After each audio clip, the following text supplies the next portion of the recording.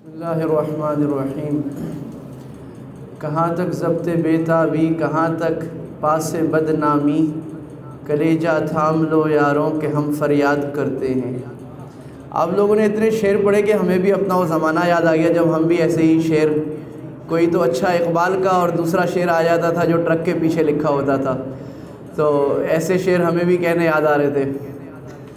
بہت زیادہ خوشی اور فرحت محسوس ہو رہی ہے اتنے پیارے بچوں کو دیکھتے ہوئے، اور مجھے بڑا محرومی ہو رہی ہے کہ میں شروع سے آپ کے ساتھ نہیں تھا، ورنہ آپ کی پرفارمنس دیکھتا کہ ماشاءاللہ یہ بچے کتنی اچھی چیزیں سیکھ رہے ہیں اور اپنے اساتذہ، اپنے والدین کا نام، ادارے کا نام روشن کر رہے ہیں۔ کوئی رسمی بات تو مطلب نہیں ہے، مختصر سی بات، صرف آپ کی حوصلہ افزائی کے لیے اور آپ سے کچھ سیکھنے کے لیے یہاں پر حاضر ہوا ہوں۔ بڑے حضرات کا حکم تھا کہ آپ بھی ضرور کچھ بولو، تو بولنے کی بات تو صرف یہی ہے کہ اللہ کے نبی صلی اللہ علیہ وسلم کا بچوں سے خاص تعلق تھا اور اب بچوں سے خاص معاملہ فرمایا کرتے تھے۔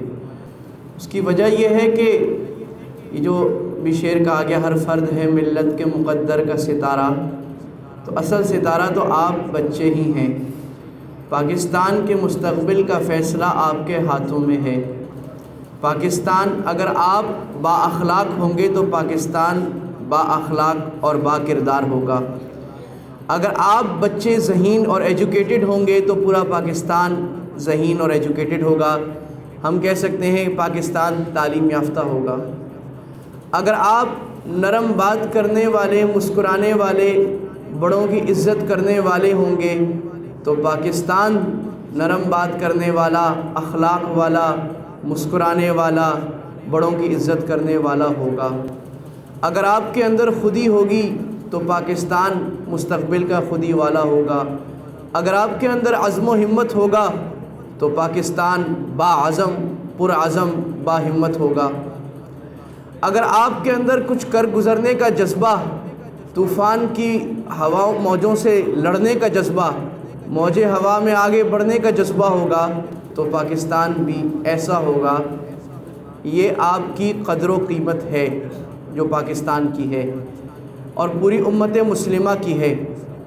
امت مسلمہ میں ہر فرد وہ امت کی آبیاری میں اپنا کام، یعنی پانی، اس باغ کو پانی دینے میں اپنا کام انجام دیتا ہے۔ اللہ کے نبی صلی اللہ علیہ وسلم کی عادت مبارکہ تھی، جب کوئی بچہ آتا تھا تو آپ صلی اللہ علیہ وسلم اس سے پیار فرمایا کرتے تھے۔ آپ چھوٹا بچہ آتا تھا تو آپ 3 کام کیا کرتے تھے، اسے سونگا کرتے تھے، چوما کرتے تھے اور آپ سینے سے لگایا کرتے تھے، اور بہت مرتبہ آپ بچوں کے سر پہ ہاتھ بھی پھیرا کرتے تھے۔ صحابہ کرام بچوں کو اللہ کے نبی کی خدمت میں لاتے تھے، وہ آپ کی صحبت لیتے تھے۔ صحابہ کرام بچوں کو آگے کرتے تھے، اللہ کے نبی صلی اللہ علیہ وسلم ان کے سر پہ ہاتھ پھیرا کرتے تھے۔ آپ صلی اللہ علیہ وسلم بچوں کے ساتھ بچے بن جایا کرتے تھے۔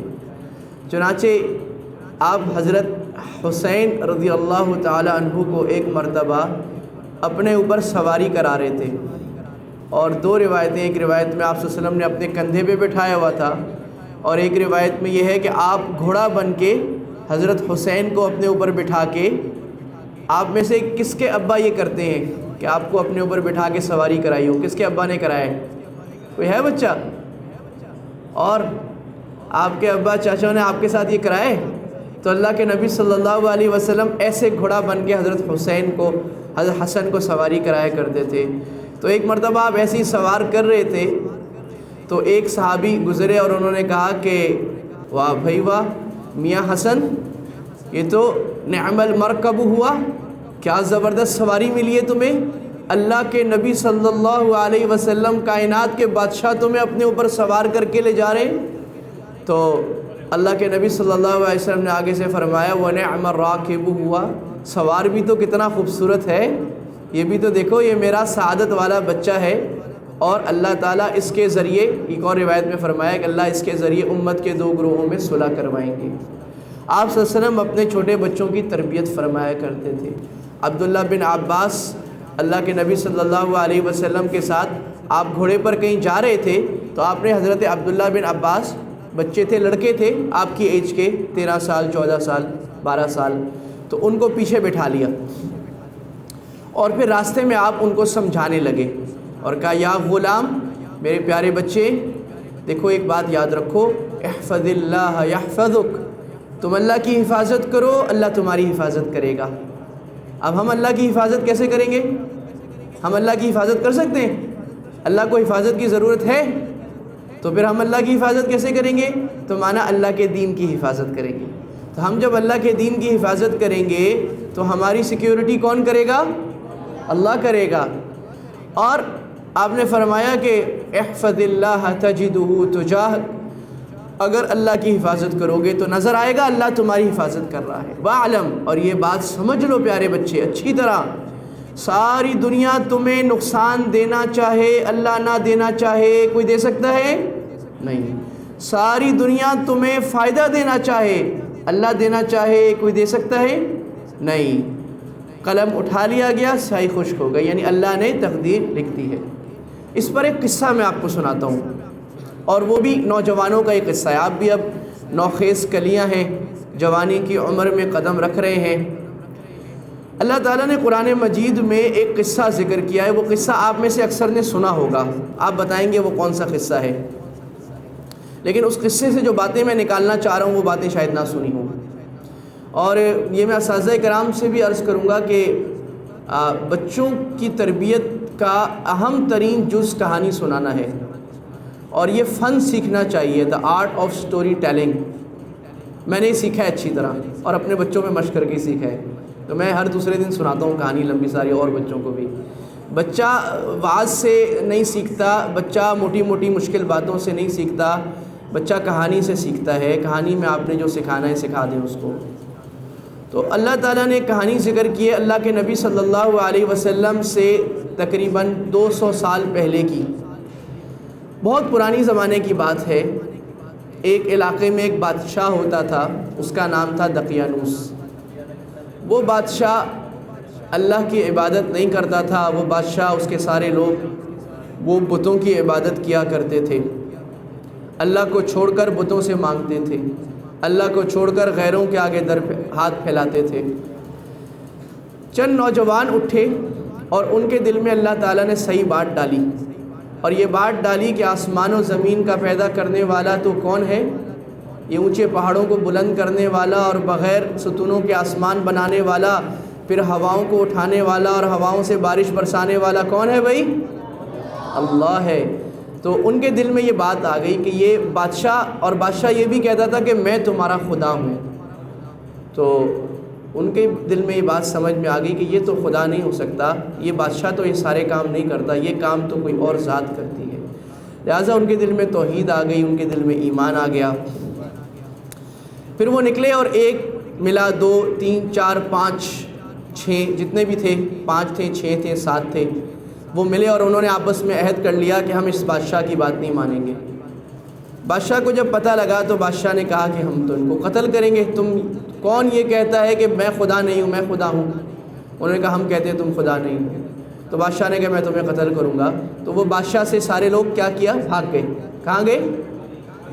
جب بھاگ گئے راستے میں ایک اور آدمی ملا، وہ چرواہا تھا، یعنی جو بکریاں چراتا تھا، اس کے ساتھ اس کا کتا بھی تھا، اور اس نے کہا کہ بھئی تم کہاں جا رہے ہو؟ اس نے کہا ہم تو یہ بات کہتے ہیں کہ اللہ کے سوا کوئی خدا نہیں ہے، اللہ ہماری ضرورت پوری کرتا ہے، اللہ ہمیں کھانا کھلاتا ہے، اللہ ہمیں تحفے دیتا ہے، اللہ ہمارے ابا اماں کے دل میں بات ڈالتا ہے کہ بچوں کو تحفے دے دو، اللہ استادوں کے دل میں بات ڈالتا ہے کہ ان کو اچھی بات پڑھاؤ، سارا کچھ کون دے رہا ہے؟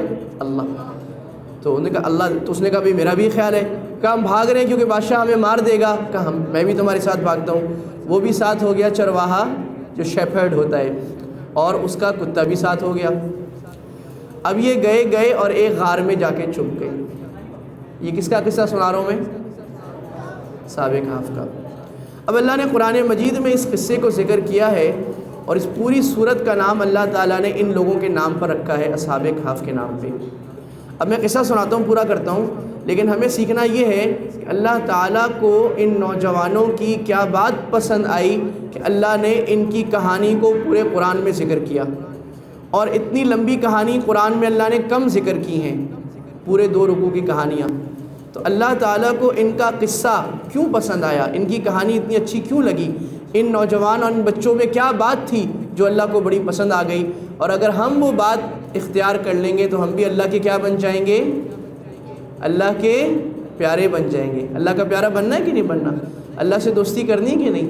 اللہ سے بڑا دوست کوئی نہیں ہے. اللہ سے دوستی بہت آسان ہے، تھوڑے سے اچھے کام کرنے اللہ کی دوستی آ جائے گی. تو وہ نکلے اور انہوں نے کہا کہ بس اب تو ہم نے عہد کر لیا ہے کہ ہمارا رب اللہ ہے اور اللہ کے علاوہ کسی کو نہیں بلائیں گے. بس کچھ بھی ہو جائے، دنیا ہل جائے، ساری دنیا ایک طرف، یہ 5 6 7 لوگ ایک طرف. غار میں گئے اور غار میں انہوں نے کہا بھائی نیند آئی ہے بہت زیادہ، چلو تھوڑا سا سو جاتے ہیں اور اٹھ کر پھر کچھ اور انتظام کریں گے. اب جو سوئے تو اللہ نے کتنے سال نیند دی، کتنے سال نیند دی، کون سا ہی بتائے گا بھائی؟ ہاں بتائیں. نہیں آپ بتائیں. ہاں جی، واہ بھائی واہ، ماشاء اللہ ماشاء اللہ. چلو اس کو یاد ہے، 309 سال سلا دیا اللہ تعالیٰ نے. یہ تاریخ کی سب سے بڑی نیند ہے. تاریخ میں اتنی بڑی نیند کسی کو نہیں ملی. وہ سونے کا شوق ہوتا ہے نا، صبح اٹھنے کا دل نہیں کرتا، تو اللہ نے اتنا لمبا سلایا. جب سو کر اٹھے تو اب بھوک لگی تھی، تو ایک نے کہا کہ کھانا کتنا سوئے ہیں؟ تو نے کہا کہ ہمارے خیال، اس نے کہا میرے خیال میں تو 1 دن. دوسرے نے کہا نہیں 1 دن بھی نہیں سوئے، آدھا دن سوئے ہیں. کیونکہ جب سو رہے تھے تو سورج طلوع ہو رہا تھا، اب جب جاگے ہیں تو سورج غروب ہونے والا تھا. مانا یہ کہ 4-5 گھنٹے 6 گھنٹے سوئے ہوں گے، بہت سو لیا. چلو اب بھوک لگی، اب کھانا کھانے جاتے ہیں. انہوں نے کہا یہ بات کو چھوڑو کتنا سوئے. تو یہاں سے اللہ نے یہ سکھایا کہ فضول باتوں میں بحث نہیں کرنی چاہیے. آفریدی جیتے گا یا وہ جیتے گا، آفریدی چھکا مارے گا وہ مارے گا، بال کون کرائے گا، یہ فضول باتیں. جو بات آپ کے اختیار میں نہیں ہے اس پر بحث نہیں کرنی. میری گاڑی تمہاری اچھی ہے، تمہاری گاڑی زیادہ اچھی ہے، میری ٹیم جیتے گی، تمہاری ٹیم جیتے گی، ٹھیک ہے. ببلو زیادہ اچھے کپڑے پہن کے آیا ہے یا دوسرا زیادہ اچھے کپڑے پہن کے آئے. فضول باتوں میں بحث نہیں کرنی ہے، کیونکہ اصحاب کہف نے یہ کہا تھا کہ بھئی اس بات میں بحث کا فائدہ نہیں ہے کہ ہم کتنی دیر رہے، فائدہ اس بات میں کہ اب کیا کرنا ہے، آگے بھوک لگی کھانا کھاؤ. تو میں کہا ٹھیک ہے. اب ایک آدمی کو بولا تم جاؤ اور کھانا لے کے آ جاؤ. میں کہا ٹھیک ہے میں جاتا ہوں، میں کھانا لے کے آتا ہوں. اور اس کو کہا دیکھو ایک بات یاد رکھنا، سارے علاقے والے ہمارے خلاف ہیں، وہ مشرک ہیں، ہم اللہ کی بات مانتے ہیں، تو چھپ چھپ کے جانا، ظاہر نہ کرنا تم کون ہو، چھپ چھپ کے جانا. ٹھیک ہے. وَلْيَتَلَطَّفْ، اور نرمی کرنا. کیا کرنا؟ اب یہ جو وَلْيَتَلَطَّفْ ہے یہ قرآن کا درمیانی لفظ ہے. پورے قرآن کا جو سب سے درمیان کا کلمہ ہے، جو مڈل ورڈ ہے، وہ کیا ہے؟ وَلْيَتَلَطَّفْ. اس وَلْيَتَلَطَّفْ کا ترجمہ کیا ہے؟ کوئی بچہ بتائے گا کیا ترجمہ ہے؟ بچوں سے پوچھ رہا ہوں، کیا بتائیں گے بچے؟ ہاتھ کھڑا کریں، کون بتائے گا؟ اور نرمی کرو. شاباش. اب کوئی بتا سکتا ہے کہ اللہ تعالیٰ نے قرآن کا درمیانی لفظ وَلْيَتَلَطَّفْ کیوں رکھا کہ نرمی کرو؟ اچھا ٹھیک ہے. وہ ہمیں صحابہ کہف کے کھانے کی بات کی، آپ کے سر کہہ رہے ہیں کھانا تیار ہو گیا، کھانے کے بعد باتیں نہیں کریں گے. تو اللہ تعالیٰ نے قرآن کا درمیانی لفظ رکھا ہے وَلْيَتَلَطَّفْ، نرمی کریں. کیا کریں؟ اس سے یہ پتہ لگ رہا ہے کہ آپ اپنی زندگی میں اپنے آپ کو اگر نرم بنائیں گے، میٹھا بنائیں گے، پیارا بنائیں گے، ہنستا مسکراتا پھول بنائیں گے، لوگوں سے اچھا معاملہ کریں گے، ہنس کر بات کریں گے ابا سے، اماں سے، بہنا سے، بھائی سے، اپنے استاد سے، اپنے دوست سے، تو اللہ آپ کا کام بنا دے گا اور آپ کو بڑا آدمی بنا دے گا. آپ میں کس کس نے بڑا آدمی نہیں بننا؟ ہاتھ کھڑا کریں. اچھا جاگے ہوئے ہیں. تو اللہ بڑا آدمی بنائے گا کس کام سے؟ نرمی کرنے سے، پیار سے بات کرنے سے، معاف کرنے سے، صبر کرنے سے، جیسے اللہ نے اصحاب کہف کو کیا تھا. تو ہمیں سیکھنے کی بات یہ ہے کہ جب ایک صحیح بات سمجھ میں آ جائے تو اس پر ڈٹ جانا ہے، اس پر پھر کسی کی بات نہیں مانی. ایک اللہ کی بات ماننی ہے. دوسری بات یہ سمجھ میں آئی کہ دین کے لیے سفر کرنا ہے، علم کے لیے، دین کے لیے، اپنے ایمان کے لیے. صحابہ کا آپ نے سفر کیا، آپ بھی اسکول جاتے ہیں. تیسری بات یہ سمجھ میں آئی کہ اچھے ساتھیوں کے ساتھ دوستی کرنی ہے۔ کس کے ساتھ دوستی کرنی ہے؟ دیکھو اصحاب کہف نے دوستی ان کے ساتھ کی جو اللہ کی مانتے تھے۔ گندے بچوں کے ساتھ دوستی، اگر آپ گندے بچوں کے ساتھ دوستی کریں گے، جو بچہ اسکول سے چھٹیاں کرتا ہے، گالیاں نکالتا ہے، گندے کام کرتا ہے، دوسروں کا لنچ چھین لیتا ہے، کلاس میں لڑائی کرتا ہے، تو آپ بھی ویسے خراب ہو جائیں گے۔ اور اگر آپ اچھے بچوں سے دوستی کریں گے تو آپ بھی اچھے رہیں گے۔ لہٰذا یہ، اور آخری بات کیا سیکھی کہ ہمیں کیا کرنا ہے؟ نرمی کرنی ہے، پیار محبت سے رہنا ہے۔ تو جس طرح اللہ نے اصحاب کہف کا کام بنا دیا، اور آج تک ہم اصحاب کہف کو یاد کرتے ہیں، اللہ ہمارا کام بھی بنا دے گا۔ اصل میں بچوں سے باتیں کرنا چاہتا تھا، بڑے بہت بیٹھ گئے، اس لیے میں اپنی بات نرم کر رہا ہوں۔ السلام علیکم ورحمۃ اللہ وبرکاتہ۔